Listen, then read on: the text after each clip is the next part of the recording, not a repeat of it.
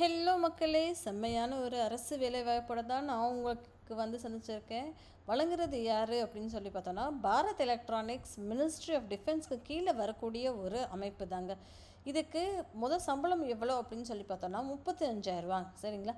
So 35,000 மாதம் மாதம் உங்கள் அக்கௌண்ட்டில் சேரணும் அப்படின்னு நினச்சி விட்டிங்கன்னா மறக்காமல் இந்த ஒரு வேலைவாய்ப்பை அப்ளை பண்ணுங்கள். அதே மாதிரி என்னோடய சேனல்லையும் சப்ஸ்கிரைப் பண்ணிக்கோங்க. பிகாஸ் டெய்லி இந்த மாதிரி 2 வீடியோஸ் நான் போஸ்ட் பண்ணிக்கிட்டே இருக்கேன்.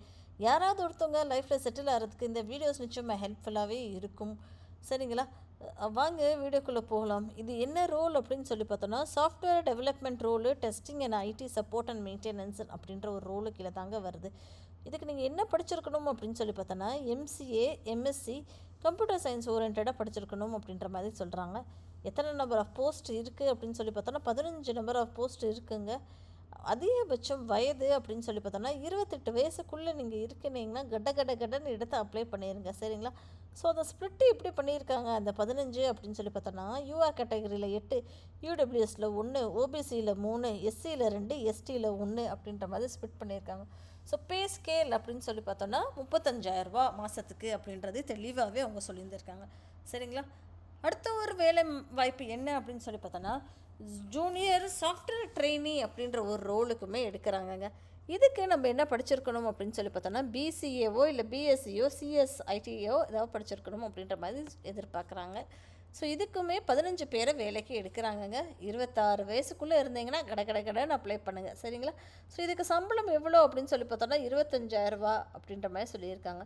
இந்த 15 அவங்க எப்படி ஸ்ப்ளிட் பண்ணியிருக்காங்க அப்படின்னு சொல்லி பார்த்தோன்னா, யூஆரில் 8, யூடபிள்யூஎஸில் 1, ஓபிசியில் 3, எஸ்சியில் 2, எஸ்டியில் 1 அப்படின்ற மாதிரி ஸ்ப்ளிட் ஆகிருக்கு. சரிங்களா. அடுத்த ஒரு ரோல் என்ன அப்படின்னு சொல்லி பார்த்தோன்னா, சாஃப்ட்வேர் ப்ரொஃபஷனல் அப்படின்ற ஒரு ரோல் இருக்குங்க. இதுக்கு நீங்கள் என்ன படிச்சிருக்கணும் அப்படின்னு சொல்லி பார்த்தோன்னா, பிடெக் தான் படிச்சிருந்துருக்கணும்.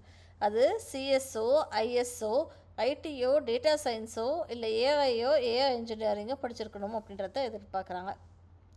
10 போஸ்ட் இருக்குங்க. குறைஞ்சபட்சம் 5 வருஷம் நீங்கள் சாஃப்ட்வேர் ஃபீல்டில் ஒர்க் பண்ணியிருக்கணும் அப்படின்றது தான் எதிர்பார்ப்பு. சம்பளம் எவ்வளோ?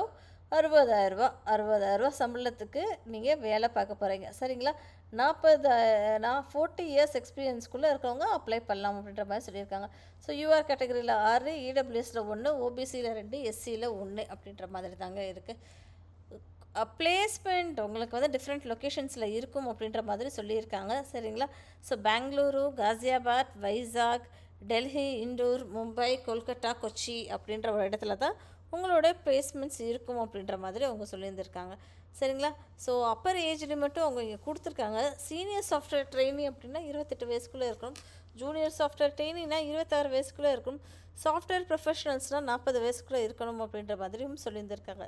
ரிலாக்ஸேஷனுமே இருக்குங்க. ஓபிசி கிளாஸ் இருக்கிறவங்க 31 வயசு வரைக்கும் அப்ளை பண்ணலாம். அதாவது 3 வயசு எக்ஸ்ட்ரா வருது. எஸ்சி எஸ்டினா 5 வயசு எக்ஸ்ட்ரா, பிடபிள்யூபிடினா 10 வயசு எக்ஸ்ட்ரா அப்படின்ற மாதிரி அவங்க சொல்லியிருந்திருக்காங்க. சரிங்களா.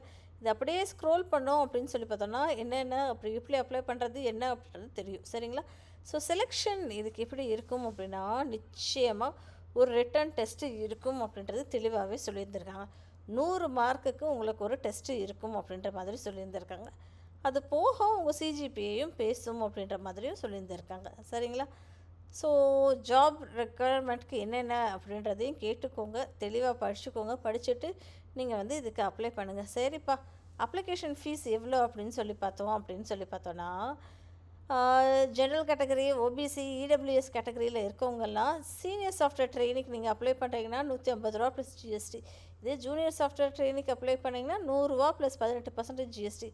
சாஃப்ட்வேர் ப்ரொஃபஷனல்ஸ்க்கு அப்ளை பண்ணிங்கன்னா 450 ரூபா ப்ளஸ் 18% ஜிஎஸ்டிங்க. சரிங்களா. எஸ்சி, எஸ்டி, பிடபிள்யூபிடி கேண்டிடேட்ஸ்க்கெல்லாம் not required to pay the fees. சரிங்களா. ஸோ அப்ளிகேஷன் ஃபீஸ் தேவையில்லை அப்படின்ற மாதிரி அவங்க சொல்லியிருந்திருக்காங்க. ஓகேங்களா மக்களே. ஸோ சம்பளம் அவங்க இங்கே தெளிவாகவே கொடுத்துருக்காங்க பாருங்கள்.